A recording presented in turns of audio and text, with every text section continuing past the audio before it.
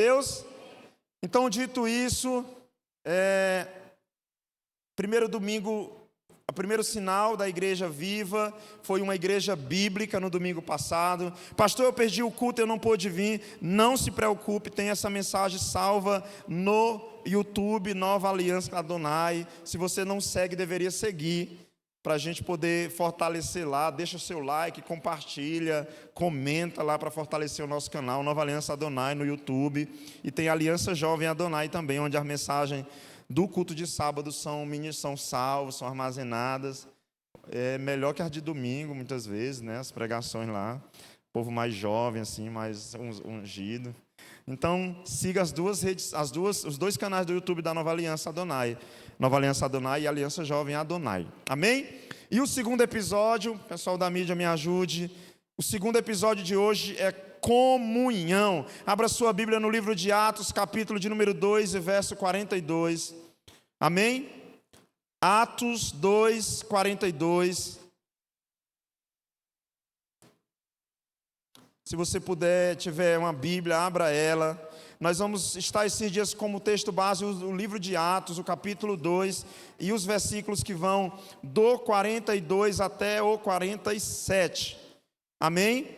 Quantos encontraram, digam graças a Deus.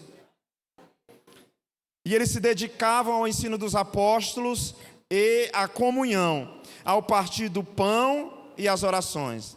Todos estavam cheios de temor, e muitas maravilhas e sinais eram feitos pelos apóstolos. Todos os que criam mantinham-se unidos e tinham tudo em comum. Vendendo suas propriedades e bens, distribuíam a cada um conforme a sua necessidade. Todos os dias continuavam a reunir-se no pátio do templo, partiam o pão em suas casas e juntos participavam das refeições com alegria e sinceridade de coração. Verso 47. Louvando a Deus e tendo a simpatia de todo o povo, e o Senhor lhes acrescentava todos os dias os que iam sendo. Feche teus olhos, curve sua cabeça. Pai, no nome de Jesus, nós apresentamos esse culto diante do Senhor, essa palavra diante do Senhor, e eu quero te pedir, meu Deus, nos ajuda nesse tempo que temos falado de uma igreja viva e atuante, meu Deus, a nos parecermos com a primeira igreja, a igreja, meu Deus, de Atos, o derramado do Teu Espírito. Nos ajuda, meu Deus, a sermos parecidos com o modelo de igreja que o Senhor quer que sejamos. Deixamos lá fora toda distração, toda preocupação, Senhor, e pedimos que o Senhor ministre essa palavra no nosso espírito, no nosso coração, conforme a Tua vontade, em nome de Jesus. Amém? Você pode aplaudir Jesus?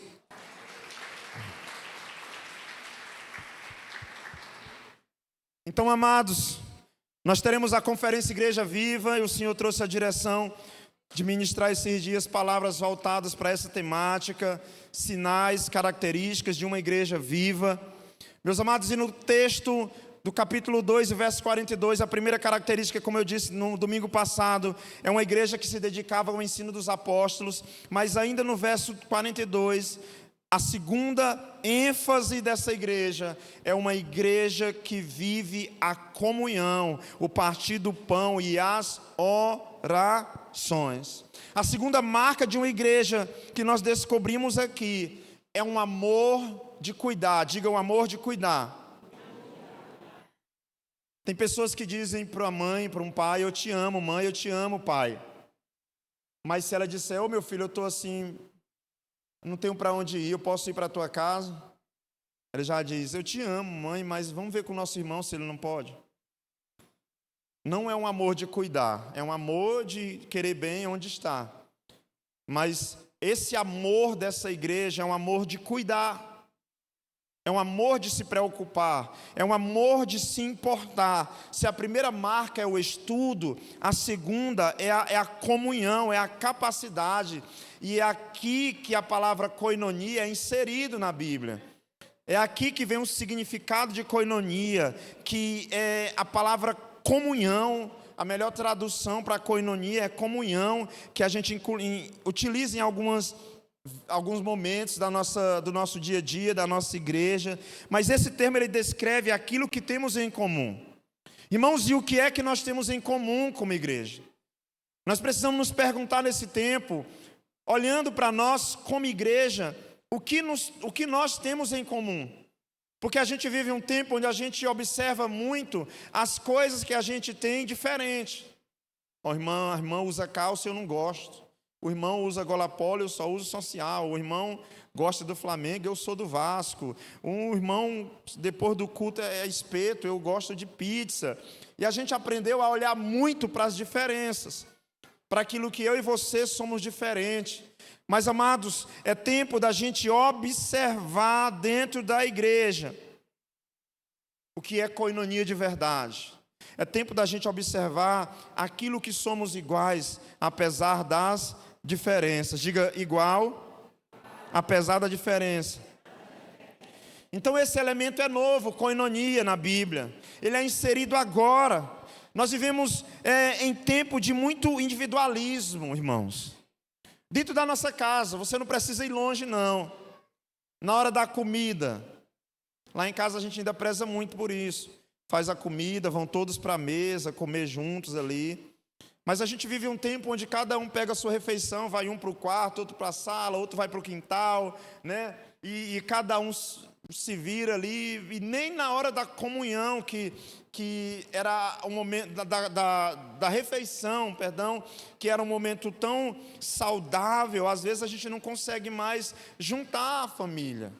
Às vezes era na hora da refeição que um pai e uma mãe traziam um discurso, traziam uma palavra, traziam um ensinamento, mas até isso está difícil nos dias de hoje.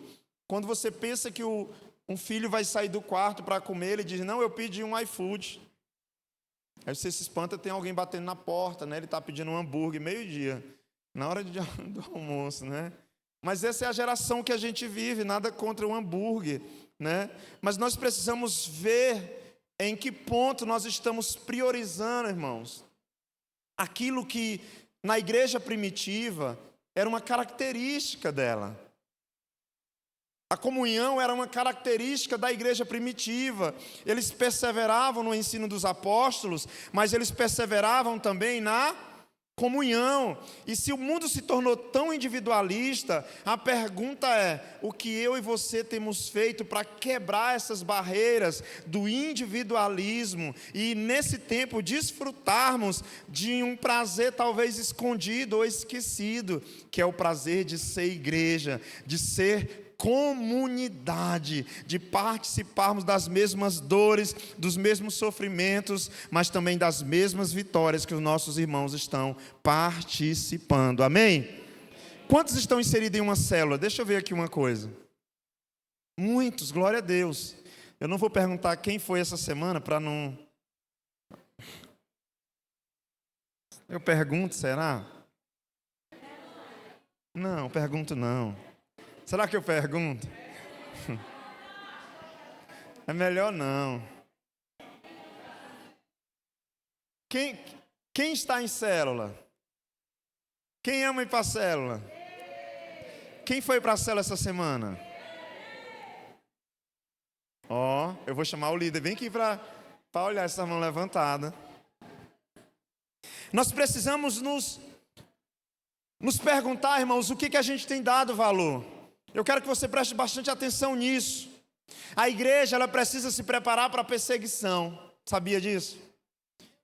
Nós precisamos nos preparar para a perseguição.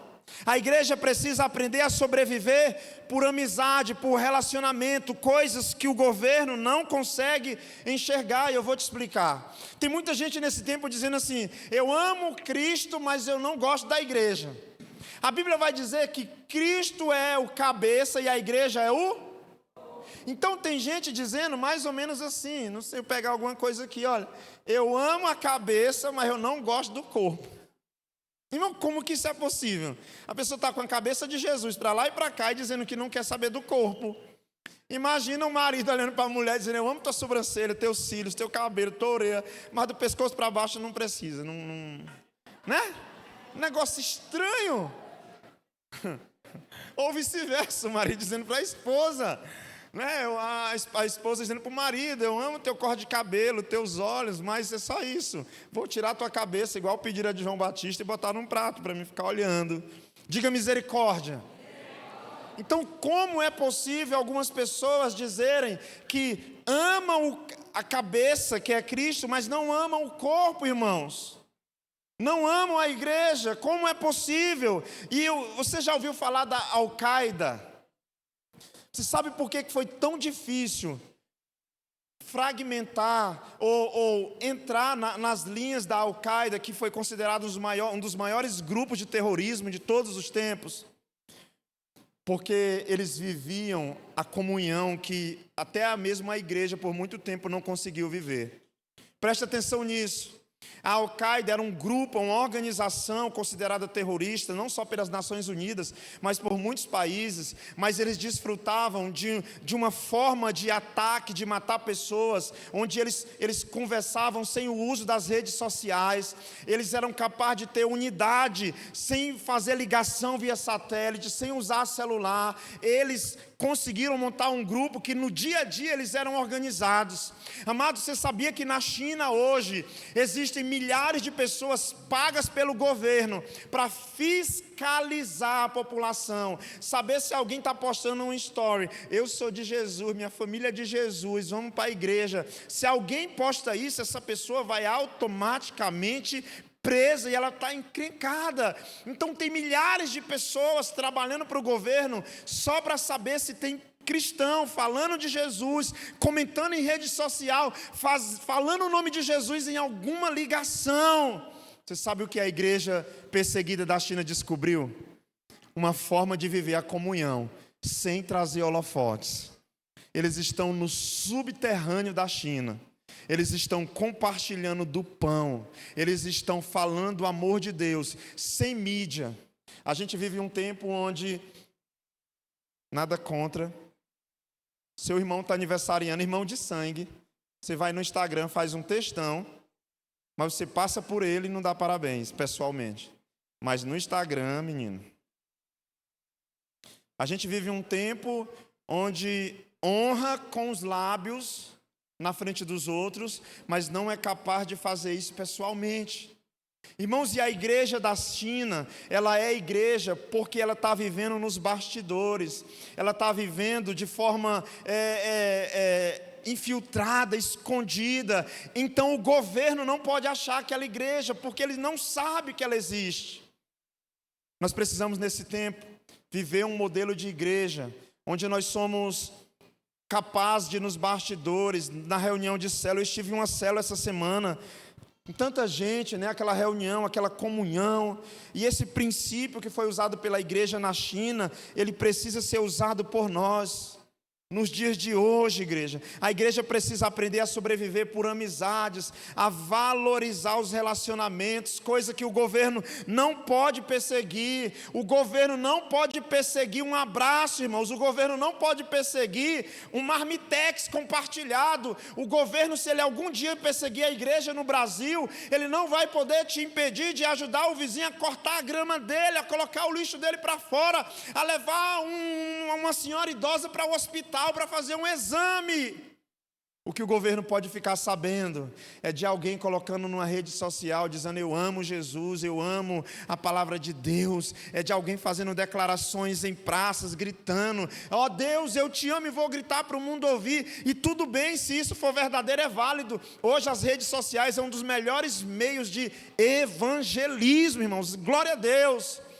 Mas às vezes a gente esqueceu de viver os bastidores. Nós estamos esquecendo do dia a dia, do que é compartilhar coinonia de verdade. A comunhão autêntica é uma comunidade trinitária. Amado, se você olhar para a Bíblia no livro de Gênesis capítulo 1 e verso 26, a Bíblia diz que Deus criou o homem. Gênesis 1, 26, Deus cria o homem, coloca o homem num jardim, planta esse homem no jardim, e Deus diz: governe o homem. Mas preste atenção, não para aqui. A Bíblia diz que Deus criou o homem, e depois veio o quê? Um T-Rex, irmãos? Depois veio um robô? Depois veio um roteador, Wi-Fi? Não! Gênesis 1, 26, Deus cria o homem e planta o homem no jardim. Gênesis 2, 18, Deus diz: vou fazer-lhe uma ajudadora. Olha aqui para mim, igreja. Quando Deus cria o homem, planta ele no jardim, A coisa que Deus percebe que o homem precisa não é de isolamento, não é de uma caverna, que eu não preciso ser antropólogo, arqueólogo e os zoólogos tudinho para imaginar que no Éden possivelmente teria uma caverna. No Éden possivelmente teria uma gruta. No Éden possivelmente teriam árvores gigantescas, como embondeiros, baobás e tantas coisas. Mas Deus olha para o homem que Ele criou, plantado naquele jardim, e Deus não tem a ideia de colocar ali uma escola, uma faculdade de animais. Deus diz: vamos criar uma ajudadora. O Deus que criou o homem dizendo façamos, plural, Ele tem Pai, Filho e Espírito, é uma triunidade. Teve a ideia de trazer a mulher, irmãos. Deus cria a mulher para trazer essa unidade, essa comunhão para o homem, para que eles fossem não só um, mas a partir daquele momento fossem dois. Então nós precisamos compreender com a palavra de Deus, que Deus é um Deus relacional. Diga relacional. A nossa comunhão é com o Pai, com o Filho, com o Espírito Santo, mas é com pessoas também. O adjetivo koinonia significa generoso. Será que eu e você temos sido uma igreja generosa nesse tempo? Capaz de compartilhar das nossas coisas, capaz de entregar daquilo que eu tenho para que o outro seja beneficiado, capaz de fazer uma entrega voluntária. Às vezes eu sou uma pessoa que até dou minhas coisas, mas se eu vejo a pessoa sem usar, eu já digo: pô, me devolve já que tu não está usando. Isso não é uma entrega voluntária, isso é uma barganha, isso é uma troca, né? Eu te doei uma roupa, tu não está usando, por me devolve. Não, você entregou, você doou. Nós precisamos ser, nesse tempo, uma igreja que entrega, que doa sem a expectativa de receber nada em troca. Então, por que é que nós precisamos de comunhão? Porque Deus me deu uma missão na terra. Ele plantou o homem, Ele colocou uma mulher e Ele disse: governe. Mas o que atrapalhou a comunhão no Éden? Diga comigo: a queda. Quando o homem pecou, a comunhão foi quebrada. Até do homem com a mulher. Foi a primeira confusão que teve na Bíblia entre homem e mulher. Foi lá no Éden. Eva foi lá no pé de piqui, comeu, botou no feijão, na galinha caipira. Foi, tá lá.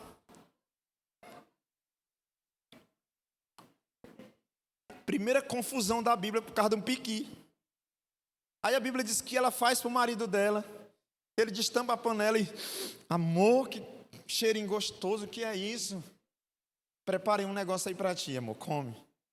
Posso confiar? Pode. Comeu. Quando o homem come, os dois pecaram. Então, se não fosse o piqui, a humanidade estava restaurada até hoje, irmãos. Isso sou eu, viu? É o que estou dizendo, foi um fruto. A Bíblia não diz que foi uma maçã. Não sei se foi a maçã da época, porque está mordida lá, né? Mas, meus irmãos, a primeira contenda faz com que o homem e mulher comece a divergir. Sabe, o Adão que amava Eva, agora quando Deus diz: vocês pecaram, ele diz: vocês, vírgula. Vá falar com a mulher que o Senhor me deu, foi ela. Você percebe? Até então eles eram um. Se amava, se cheirava. Mas na hora que entra o pecado, Deus diz: Adão, vamos conversar. Ele diz: vai falar com a mulher. Foi ela. Eu estava de boa, trabalhando, dando nome por bicho, roçando juquira, pegando esporada de maribondo de vaqueiro. E a mulher não tinha o que fazer, foi lá. Né? Então ali começou as contendas entre casais. Meus irmãos, mas graças a Deus que veio Jesus Cristo e nos salvou. Aí Jesus diz assim, ó: o que Deus une não separa o homem. Então o pecado separou, mas Jesus Cristo te uniu. Aleluia, glória a Deus. Então koinonia é o adjetivo de generoso. Fala de uma igreja generosa que compartilha, que ama compartilhar. O homem por si só ele é egoísta, irmãos. Mas esse é um tempo de nos relacionarmos como igreja. Você não pode ser igreja sozinho, irmãos. Nós não podemos ser igreja numa ilha, numa bolha. A Bíblia vai dizer em Atos 2 que eles cresciam na comunhão, no partir do pão, e isso era diário. todos os dias. Alguns de vocês poderiam hoje ter servido alguém de alguma forma. Você já viu ontem na vigília como é que a gente faz a comunhão? Vai um irmão de bicicleta e o outro pega ele lá na frente, bota dentro da van, e lá na frente sai da van e volta para a bicicleta e pega uma moto, né? E pega um pedaço de bolo e diz, não é do que eu quero não, irmão, pega para ti. Aí a pessoa pega, aí come um pedaço e diz, prova desse aqui, aí já dá para o outro, né? Até chegar no último, 10 irmãos já pegaram, nessa comunhão santa assim, sem agrotóxicos, sem germes. Isso é tão bom, irmãos, essa unidade que tem no nosso meio. Mas é isso que nos fortalece, é esse senso de pertencimento. E eu quero trazer 3 características de uma igreja, irmãos, que precisa nesse tempo fazer com que Deus olhe para nós e olhe para a igreja dele, e no nome de Jesus Cristo encontre uma igreja que agrada a ele. Primeiro, a comunhão é o meio indispensável para a igreja ter vida. A igreja não tem vida sem a comunhão. Levítico 17:11, a Bíblia diz assim, Levítico 17:11, coloca para a gente, por favor. Levítico 17:11. Pois a vida da carne está no sangue, e eu o dei a vocês para fazerem propiciação por si mesmos. No altar é o sangue que faz propiciação pela vida. Diga comigo, a vida está no sangue. Você sabe que é por causa disso que no Velho Testamento ninguém comia o animal, o sangue dele, né? Por isso que o sangue não é comida até hoje. É porque o sangue, a vida está no sangue. É por isso que nós não molhamos a galinha com aquele molhozinho, como é que chama, gente? Do sangue? O molho pardo, né? Aquele molho ali é o sangue. Pastor, mas tem crente aí comendo churrasco com sangue. Gente, deixa eu explicar para vocês. Ali é o suco da carne, né, irmão Arnaldo? O boi, quando ele é abatido, ele é sangrado, irmãos. Tem umas esposas que ficam dizendo, amor, tu está comendo carne com sangue. Ô, gente, aquilo é o suco. Todo o sangue do animal é tirado quando ele é abatido, ele é sangrado completamente. O que fica ali, né, para os que estão de jejum de carne, aquilo ali assim, quando você corta, mal passada, bem passada, ao ponto, aquilo é o suco da carne. Aquilo não é o sangue, porque o animal ele é sangrado quando ele é abatido. Mas a Bíblia vai dizer nesse texto que a vida está no sangue. Você sabia que é por isso que, aliás, irmãos, olha aqui para mim. Você sabia que é por isso que quando uma obra é feita num terreiro de macumba, o sangue é derramado? Porque a vida está no sangue. Todas as vezes que sangue é derramado, os céus se abrem. Ouça isso. Todas as vezes que sangue é derramado, os céus se abrem. Lembra que eu falando sobre política agora há pouco? Ah, pastor, é bobagem, tanto faz qualquer prefeito. Imperatriz passou de ser uma cidade um pouco pacata para uma das mais violentas do Nordeste, irmãos. Se eu não estiver enganado, só ontem à noite teve 2 homicídios. Cada vez que um sangue desse é derramado, o céu é aberto. O mundo espiritual é exposto, porque a vida está no sangue, irmãos. Pastor, onde é que o senhor quer chegar? 1 João capítulo 1, verso 7, coloca para a gente. 1 João 1, 7, olha isso aqui. Se porém andarmos na luz, como ele na luz está, temos comunhão uns com os, e o seu sangue nos purifica de todo o pecado. Preste atenção, um homem sem Deus, a primeira história que você vai ler na Bíblia depois da queda do homem e da mulher, derramamento de sangue. Era um do PCC e outro do Comando Vermelho, gente? Não. Quem foi que derramou sangue na Bíblia, gente? Irmãos, sangue dentro da própria família. E de lá para cá, é isso que vem acontecendo. Na magia negra existe um nível de envolvimento onde precisa ser derramado sangue. Alguns rituais, sacrifício humano. porque a vida está no sangue, irmãos. E a Bíblia vai dizer que Jesus Cristo, quando Ele morre, Ele derrama o seu. Então presta atenção, isso é muito poderoso. Enquanto nós não permitimos que o sangue de Jesus Cristo lave a nossa vida, nós não temos comunhão uns com os outros, irmãos.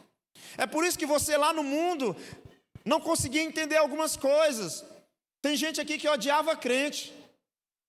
Tem gente aqui que nunca entendeu por que seu filho vinha para a igreja e dizia assim: menino está ficando bitolado, está maluco.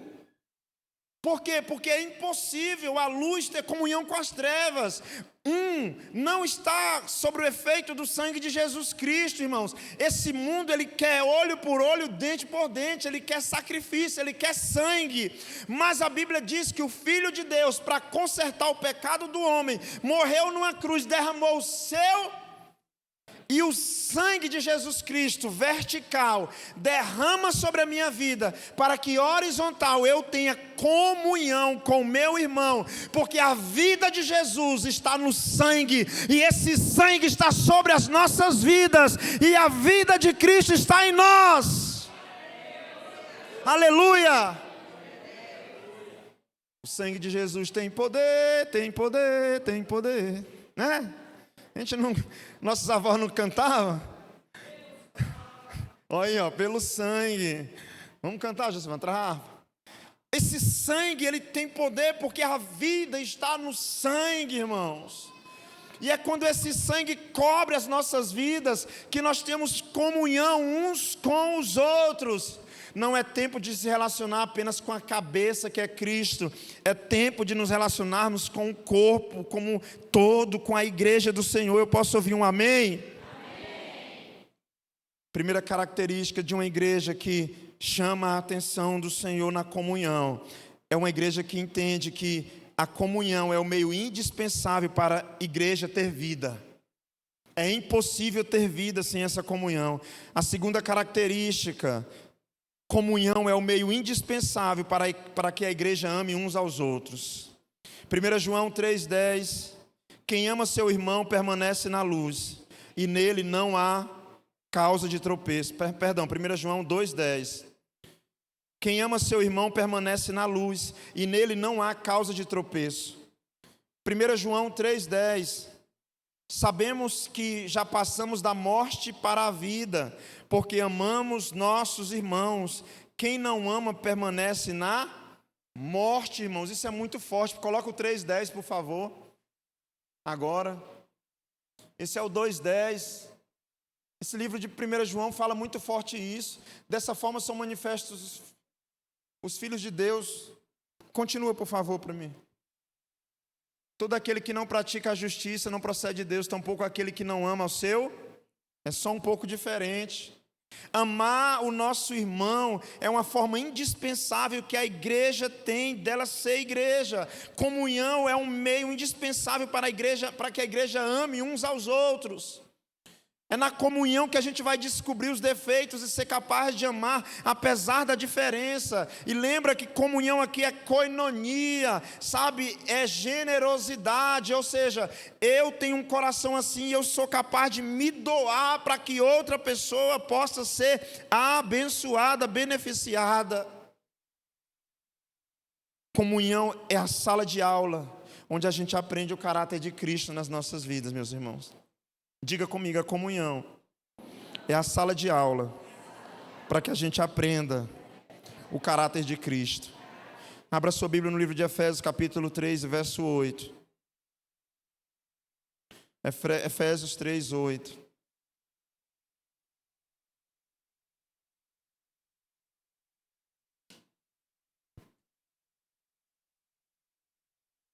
Embora eu seja o menor dos menores dentre todos os santos, foi-me concedida essa graça de anunciar aos gentios as insondáveis riquezas de Cristo e esclarecer a todos a administração deste ministério que, durante as épocas passadas, foi mantida oculta em Deus, que criou todas as coisas. A intenção dessa graça era que agora, mediante a igreja, a multiforme sabedoria de Deus se tornasse conhecida dos poderes e autoridades nas regiões celestiais. celestial. Terceiro lugar, anote aí. A comunhão é o meio indispensável para a igreja cumprir o seu propósito na terra. Diga comigo, a comunhão é o meio indispensável para a igreja cumprir o seu propósito na terra. Eu compartilhei com os irmãos, eu não lembro se foi na oração, foi no culto de quarta-feira. Essa semana eu estava no trânsito, um pouco agoniado já, em cima da hora. Cheguei em uma esquina e tinha um ônibus muito grande, ele estava na minha frente. E então ele foi fazer a conversão na esquina e tinha um carro parado, menos de 5 metros da esquina, e ele não conseguiu fazer. Então ele ia e vinha, e eu comecei a me agoniar. E eu olhei pelo retrovisor, estava parando carros e mais carros e mais carros atrás. Eu comecei a pensar, eu disse, rapaz, como é que o motorista faz um negócio desse? Como é que o outro motorista parou o carro na esquina? Como é que, E eu agoniado, eu era o primeiro, aí começa a buzina, e ele ia para frente, e voltava, e eu digo, rapaz, mas como é que pode um negócio desse? Eu escutei, irmão, na minha consciência, a voz do Espírito dizendo assim, sabe por que as coisas não mudam? É porque você fica dessa forma que você está, julgando e sem fazer nada. Eu digo, avisava da pedrada que eu botava um capacete, Espírito Santo. Irmãos, eu desci, envergonhado, Eu desci envergonhado e fui lá para trás do ônibus, com medo de ser atropelado. Eu, moço, comecei, vem, vai, vem, Até que daqui a pouco o ônibus vai. E eu percebi que se a gente exercer o nosso papel, as coisas fluem. Mas o mundo está cheio demais de pessoas que ficam pensando no erro. Por que fez isso? Por que dirige desse jeito? E a gente acaba não saindo do nosso lugar de conforto para ajudar a fazer alguma coisa, a resolver. Quantos estão me entendendo? Digam amém. A igreja, ela no coletivo, ela expressa a bondade de Deus, a sabedoria de Deus, irmãos. Você nunca vai ter acesso à sabedoria de Deus sozinho, isso é muito forte. Eu me tornei mais sábio essa semana, irmãos, com aquilo. Diga comigo, eu nunca vou ter acesso à sabedoria de Deus sozinho. Eu escutei o testemunho de um missionário, na verdade a pessoa que escutou o testemunho de um missionário. E ela disse que o missionário foi para o deserto e passou quase 4 anos no deserto. E ele chegou e começou a pregar. Pregar sobre o poder de Deus, pregar sobre a unidade, pregar sobre amar a Deus. E a primeira aula o cara olhou e disse, uau, que aula top desse missionário. 4 anos no deserto, vivendo sozinho, comendo labigó e pegando água da chuva, Segunda aula, ele pregando sobre como era bom ficar sozinho no deserto, isolado. Terceira aula, a galera dizendo, uau, que vida top é essa de estar sozinho. Ele foi e disse para os colegas, gente, vocês estão achando bom isso? Eu não estou achando. E o que foi? Irmãos, como é que ele foi tentado no deserto? Não tinha nem a esposa dele lá para tirar o juízo dele.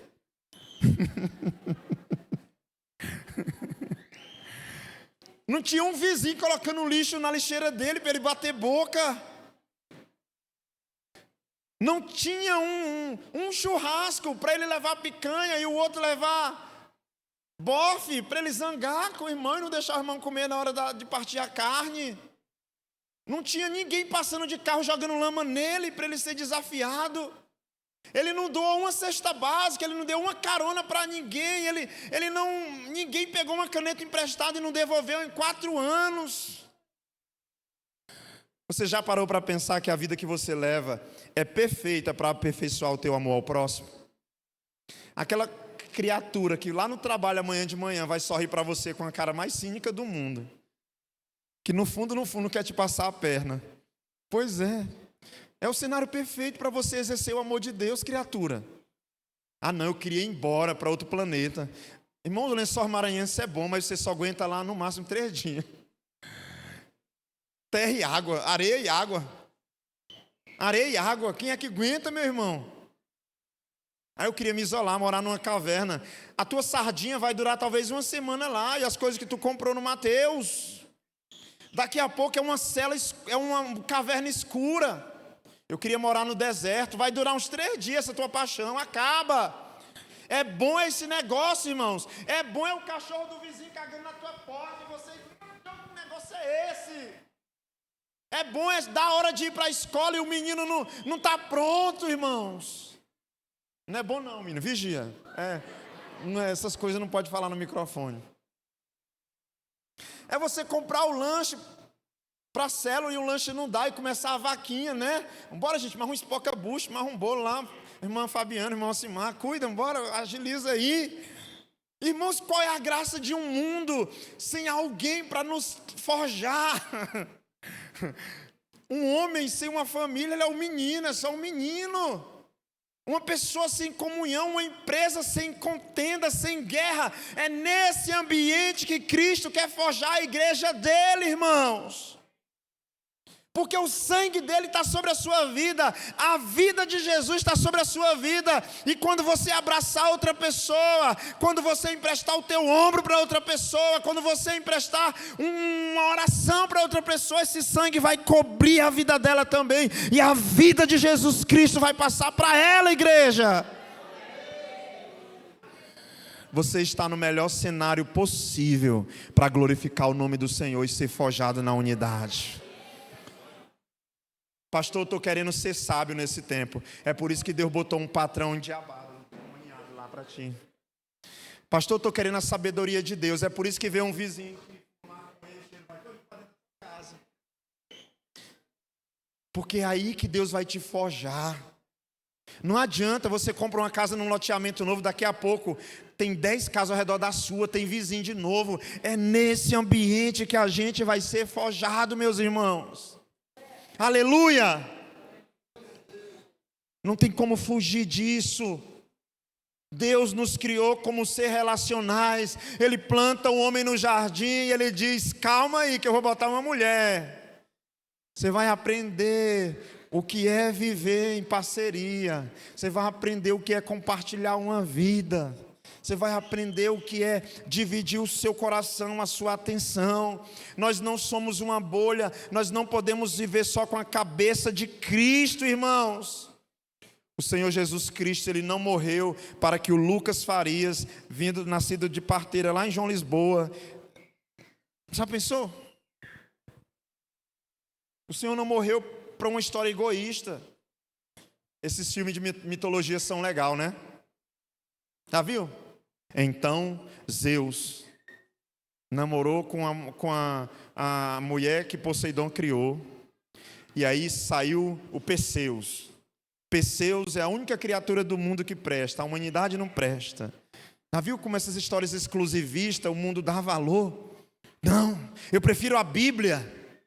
Que Deus amou o mundo de tal maneira que mesmo a gente errando, pecando, falhando, esse Cristo deu a vida por mim e você, para que todo aquele que nele crê não pereça, mas tenha vida eterna. Todo aquele que nele crê, irmãos. Imperatriz tem 300 mil, no Maranhão 7 milhões, no Brasil acho que 230 milhões, no mundo 8 bilhões de pessoas. Haja coinonia, igreja. Mas nós precisamos ser forjados nesse ambiente. Deixa eu ser profeta na tua vida. Você não precisa se demitir para ser usado por Deus ou para ter paz de espírito. A paz que o Senhor pode te dar, ela virá naquele lugar conturbado que você está. No meio das confusões familiares que talvez você esteja envolvido. Porque a paz não vem de pessoas, a paz não vem de objetos, a paz não vem de ambiente. A paz é um homem, a paz é uma presença, igreja. A paz é o Senhor Jesus Cristo. E Ele pode trazer unidade, comunhão para a minha casa, para a tua família, para o teu casamento, para os teus irmãos, para o teu ambiente de trabalho, onde você estiver inserido. Aleluia! Vamos encerrar este culto. Queria convidar o pessoal do louvor aqui, no nome de Jesus. Olha para a pessoa que veio com você para esse culto.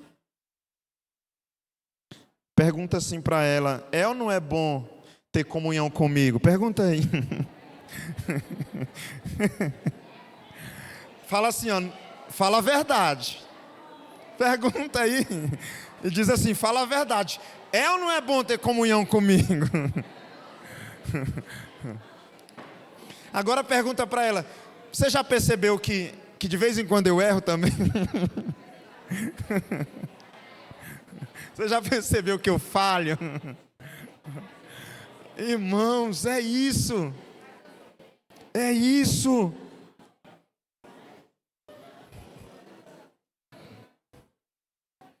Amém? Se coloque de pé no seu lugar.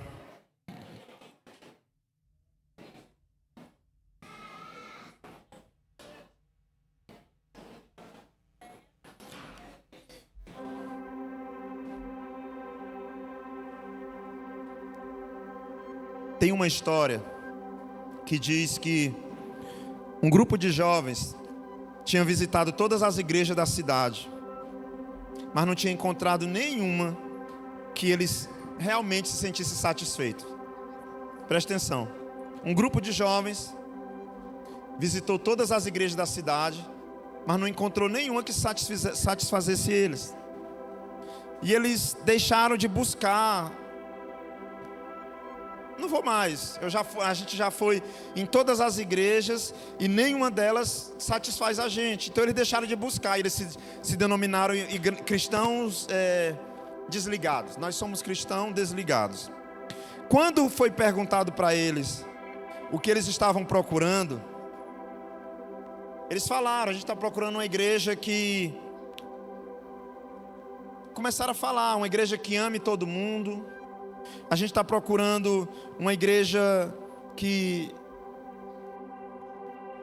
tem o ensino da palavra, uma igreja que tenha comunhão, uma igreja que compartilhe o pão, uma igreja que persevere na doutrina. Eles estavam procurando essa igreja de Atos, né? Mas disseram, a gente ainda não encontrou. A gente está buscando essa igreja, a única igreja verdadeira que tem todos esses pontos da igreja de Atos. A gente busca essa igreja, mas a gente ainda não encontrou. E eles foram falando os pontos, né? Então, aquele homem perguntou, e o que vocês estão fazendo para ser essa igreja? Vocês estão procurando uma igreja que a pregação é bíblica, que pratica a comunhão, que pratica a oração, que persevera na doutrina, que vende seus bens e doa aos outros? Mas vocês já observaram que eles são um grupo de pessoas procurando a igreja perfeita, mas o que vocês têm feito para ser essa igreja? Vocês praticam algum desses pontos? Não. Nós estamos procurando um lugar para praticar. Vocês têm pregado essa palavra? Não, ainda não. Vocês têm tido comunhão de casa em casa? Não, que a gente está procurando a igreja certa para fazer isso. Esse é o nosso erro, irmãos.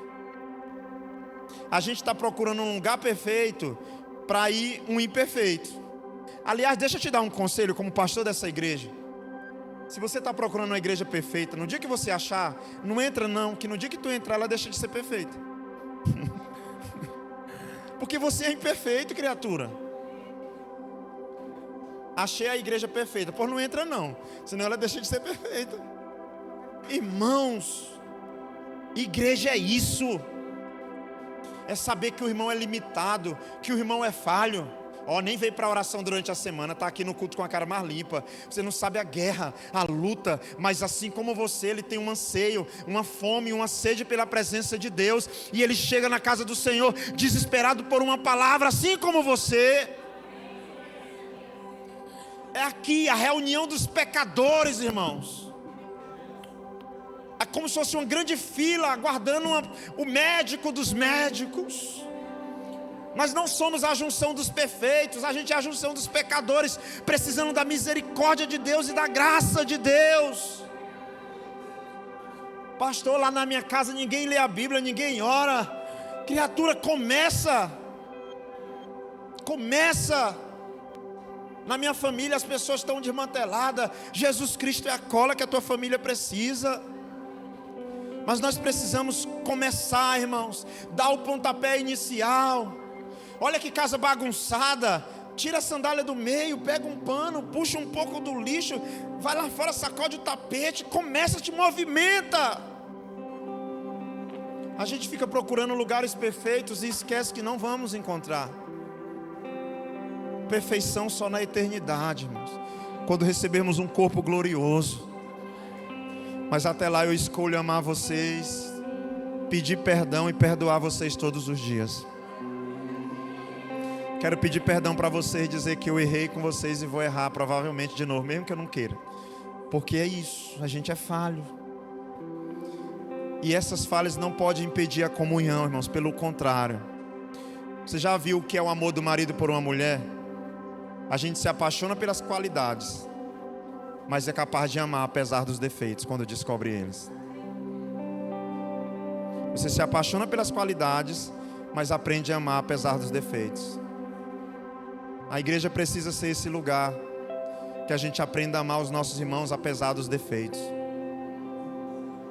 Eu cheguei 7 horas na célula, o irmão está chegando 8h30. Tu, em vez de ligar oferecendo a carona, criatura, coitado, veio de pé. Senhor Jesus, tem misericórdia de nós. Nos ajuda, Senhor. Tira todo egoísmo, todo orgulho do nosso coração, Senhor. Arranca, Senhor, de nós a individualidade. Arranca de nós